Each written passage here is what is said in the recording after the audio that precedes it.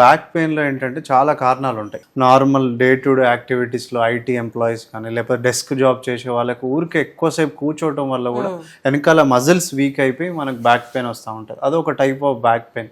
దాన్ని acute back pain అంటారు. అంటే కొన్ని రోజుల నుంచి ఉండటం, కొన్ని వారాల నుంచి ఉండటం. సో అలాంటి వాటికి మనం ఆపరేషన్ వరకు ఆలోచించాల్సిన అవసరం లేదు. సో ఈ లేజర్ లైట్ అనేది మనకి ఎటువంటి నొప్పి ఉండదు, లేకపోతే ఎటువంటి ఇబ్బంది కూడా ఉండదు. ప్రోగ్రామ్ సెట్ చేసుకొని మనం ఒక్కసారి ట్రీట్మెంట్ ఆన్ చేసిన తర్వాత ఈ ఏరియాలో పేషెంట్ కి స్పాజం ఉంది అంటే కంట్రోల్ టైట్ గా అయిపోయినాయి, లేకపోతే తెమ్మిరని కంప్లైంట్ చేస్తున్నారు. సో ఈ ఏరియాలో మనం ట్రీట్మెంట్ ఇప్పుడు స్టార్ట్ చేస్తున్నాం. ఇప్పుడు ఆన్ చేశాను నేను.